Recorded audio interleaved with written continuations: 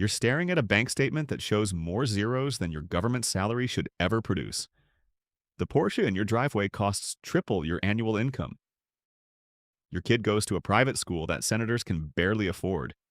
And every month, a mysterious wire transfer hits your offshore account like clockwork. You're not just bending the rules anymore. You're a full-blown trader with a pension plan. It wasn't supposed to go this far. 5 years ago, you were the model agent. Top marks at the farm, fluent in 3 languages, a genuine believer in the whole truth, justice, and American way propaganda they fed you. But belief doesn't pay for your mother's experimental cancer treatment. Patriotism doesn't cover your brother's legal bills after his business partner cleaned out their accounts and vanished. The agency promised you'd be taken care of. Instead, they gave you a salary that barely covers rent in D.C. and told you sacrifice was noble. Then came the assignment that changed everything. You got posted to a diplomatic station in Eastern Europe, former Soviet state, still figuring out which direction to face. Your job was recruiting assets inside the local government. Standard stuff. Find vulnerable people, exploit their weaknesses, turn them into sources. You were good at it. Maybe too good because the people you were learning to manipulate were the same kind of desperate you were becoming. Your partner at the station was a guy named Marcus. Senior case officer, 15 years in the field, the kind of agent who'd seen enough to stop being surprised by anything. Marcus ran his operations clean by the book. He had this annoying habit of actually believing in the mission, which made you feel worse about the thoughts that were starting to form in the back of your head. One night, Marcus took you to a diplomatic reception, standard networking event. Champagne that tasted like money and conversations that meant nothing. That's where you met Victor. Russian intelligence, though his business card said cultural attaché. Everyone in the room knew what he really was. He wasn't some shadowy figure in a trench coat. He was charming, educated, wearing a suit that cost more than your car. He made a joke about the cheap wine. You laughed. He asked about your work in the vaguest possible terms. You deflected professionally. He handed you his card, smiled, and walked away. Marcus watched the whole exchange from across the room. He told you to be careful. Said Victor had a reputation for spotting weakness the way a shark spots blood in water. You told Marcus you could handle it. You threw Victor's card away that night. You fished it out of the trash 3 weeks later when the hospital called about your mother's bills. The first meeting was innocent enough. Coffee at a cafe in Vienna during a layover. Victor asked nothing classified. He wanted to know about workplace culture, bureaucratic frustrations, the kind of stuff you'd complain about to any friend. He listened like a therapist. At the end, he slid an envelope across the table. 10,000 euros.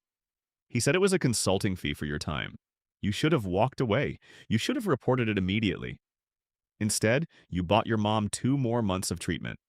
The second meeting, he asked for something small, not classified documents or state secrets. He wanted to know the name of a mid-level analyst working the Eastern European desk. That's it. Just a name. He offered $50,000. You told yourself it wasn't real espionage. It was just HR information, practically public if someone tried hard enough. You took the money. You gave him the name. That analyst got reassigned to a desk job in Kansas 3 months later. You never asked why. That's how they hook you. Not with one massive betrayal, but with 1,000 tiny compromises that individually seem survivable. Each one adds another link to the chain until you realize you're not walking toward the exit anymore. You're being dragged deeper. For 2 years, you played the game carefully. You fed Victor intelligence that seemed important but was actually outdated or partially declassified. You gave him names of agents who were about to retire anyway.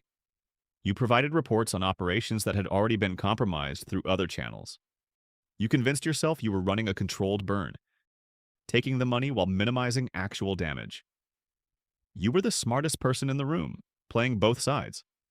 Meanwhile, Marcus kept being Marcus, solid, reliable, annoyingly moral. He started noticing things, not the money. You were careful about that. But the way you disappear for a few hours during assignments. Their careers vaporized overnight. Some were guilty. The way your report sometimes omitted details that should have been there. One night over drinks at a bar near the station, he looked at you and said something that hit like a bullet. He said you'd changed. Said you used to be the guy who stayed late to get things right. Now you were the guy who left early and hoped nobody noticed. You laughed it off. told him he was getting paranoid in his old age. He didn't laugh back, just finished his drink and said he hoped you knew what you were doing. The look in his eyes told you he already suspected something. He just couldn't bring himself to believe it. Then the agency started an internal mole hunt. After a series of blown operations in Eastern Europe, counterintelligence launched a sweep. Mandatory polygraphs for everyone with access to certain programs. Financial audits disguised as routine security updates. The wall started closing in. You watched colleagues you'd known for years get escorted out by security, their careers vaporized overnight. Some were guilty. Most were just unlucky enough to have a suspicious pattern in their metadata. You passed your first polygraph through sheer preparation. You controlled your breathing. You focused on technical truths. When they asked if you'd ever provided classified information to a foreign national, you thought about the word classified and how the documents you'd shared were technically downgraded. The machine said you were clean, but the examiner looked at you a second too long before dismissing you. Marcus passed his polygraph in 9 minutes, clean as glass. He came out and clapped you on the shoulder. Said it was nothing. Said the mole hunt was probably chasing ghosts. You smiled and agreed while your stomach tried to digest itself. That's when Victor made his real demand. He called you on a burner phone you didn't know he had the number for. He didn't ask this time. He told you. There was an operation running in Syria. Deep cover agents embedded with a resistance group. Victor needed their identities, locations, and contact protocols. This wasn't intelligence brokering anymore. This was sentencing people to death. You said no. For the first time in 2 years, you actually said no. Victor's voice didn't change. He texted you a photo. Your daughter walking out of her school. Another photo. Your mother in her hospital bed, machines keeping her alive. A third photo. Your bank statements highlighted and annotated showing a clear pattern of deposits that would take a forensic accountant about 11 minutes to trace. He gave you 48 hours. He said if you went to your superiors, the evidence would be on the director's desk before you finished your confession. He said you'd made your choice 2 years ago. Now you just had to live with it. You sat in your car in the station parking lot for an hour staring at nothing. Your phone buzzed with a message from Marcus.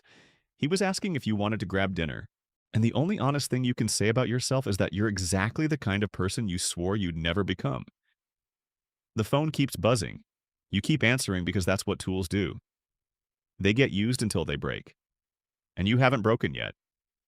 But Marcus's face in that briefing room, the confusion, the betrayal, the absolute inability to understand why this was happening to him. That face visits you every single night. And each time the crack behind your ribs gets a little wider. One day it'll split open completely, and whatever falls out won't be something you can put back together. But today you answer the phone. Today you do the job. Today you pretend you're still a person and not just a machine that runs on guilt and wire transfers. Victor says good morning. You say it back, and somewhere in that exchange, buried under layers of tradecraft raft and self-deception, is the truth you'll never speak out loud. You miss your friend and you're the reason he's gone. Subscribe Prime POV for more.